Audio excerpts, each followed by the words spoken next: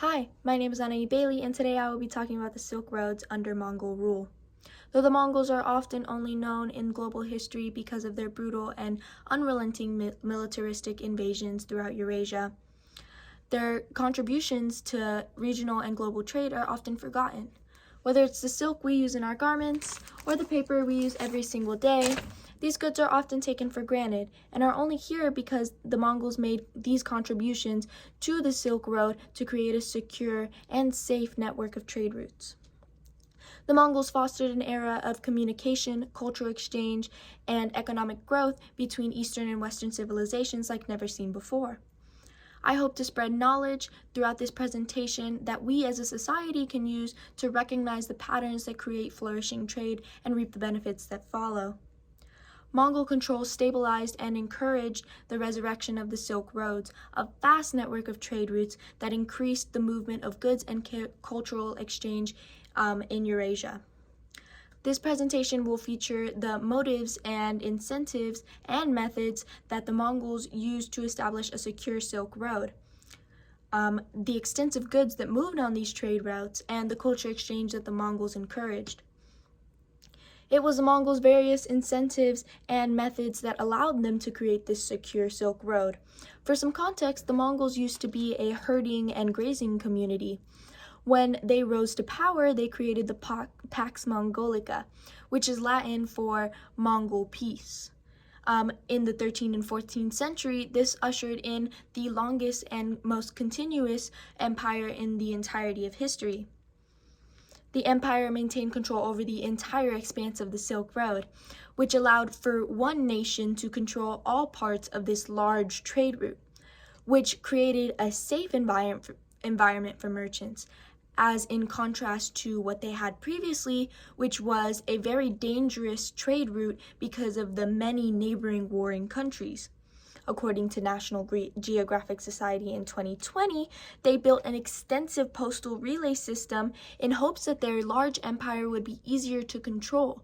They had an incentive to rebuild the Silk Road under military protection.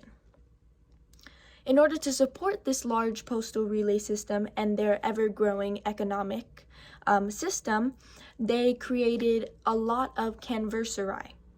These were already previously established multi-purpose roadside inns that they expanded throughout their empire to support not only the merchants, but also the military personnel and the messengers that they hoped would make their vast empire a lot easier to control. They also developed cities to serve the same purpose, but on a larger scale. For example, Samarkand was a city that they had previously destroyed in an invasion. However, they rebuilt it to support the military personnel, messengers, and merchants that would pass through there. The Mongols also allowed individual communities to maintain their previous economic governance systems. This allowed them to more easily introduce a fair taxation and fair product regulation system, which improved and increased the efficiency of their economy tenfold.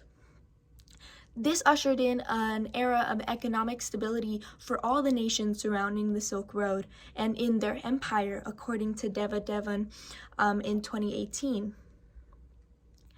A stable Silk Road allowed for a surplus in the exchange of both luxury and commonplace goods. The increased usage and stability of the Silk Roads brought an increased usage of luxury, medicinal, and commonplace goods all throughout Europe and Asia.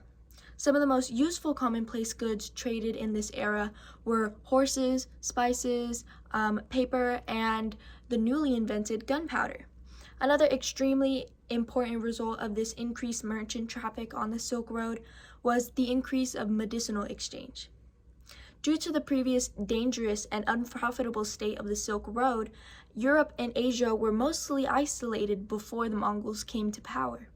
However, after they came to power, the Mongols had a habit of collecting professionals from all across their empire and bringing them together to create new scientific discovery and inventions.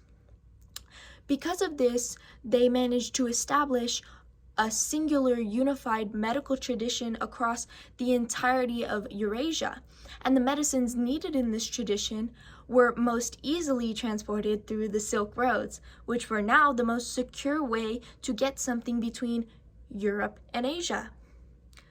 The communication between the East and West facilitated an influx in wealth, which facilitated an influx in the demand for luxury goods. The most prominent example of this is the popularization of the white and blue porcelain plates and other porcelain goods that you often see now. This was created in the Ming and Qing dynasty in China, but during the Silk Road golden era that the Mongols ushered in, it was popularized in the high courts of Europe and even in the high courts of the Mongols themselves.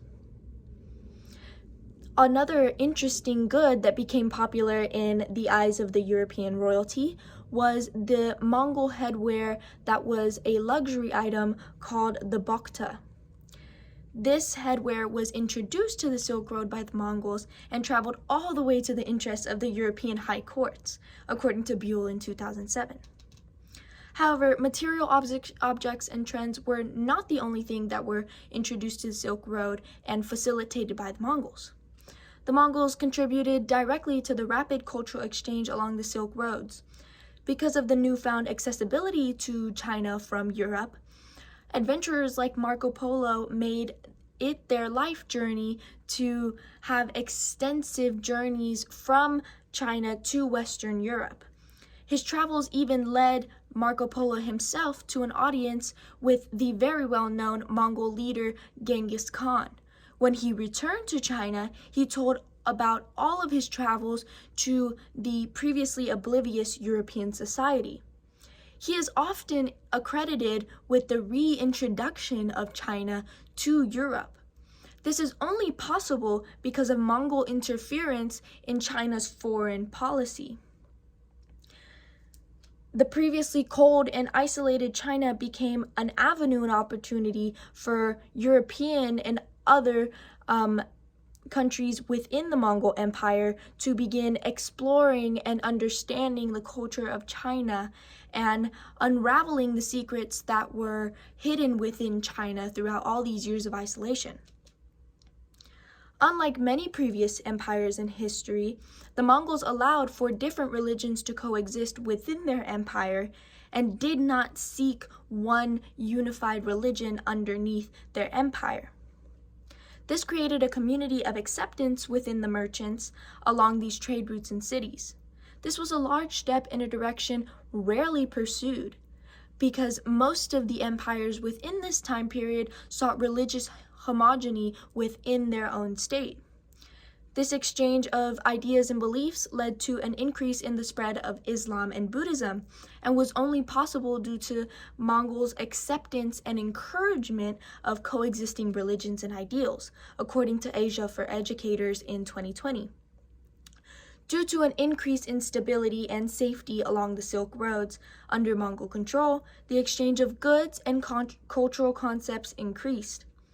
The Mongols used various methods to rebuild the Silk Roads and achieve efficiency and communication that would allow them to control their rapidly growing empire. The Silk Road trade routes moved not only luxury, but also commonplace and medicinal goods, as well as cultural exchanges in beliefs, ideas, and knowledge. The success story of the Mongols and the Silk Roads should inspire us as a society to reevaluate what makes our current global economy so volatile. Hopefully we can learn something from the way they developed and maintained the largest networks of trade within their time period. Though we tend to remember the violent and unhappy parts of history with more accuracy, I believe it is imperative that we also focus on the success and growth periods throughout history so that we may emulate it better in our current society. The Mongols are a perfect example of this two-sided coin.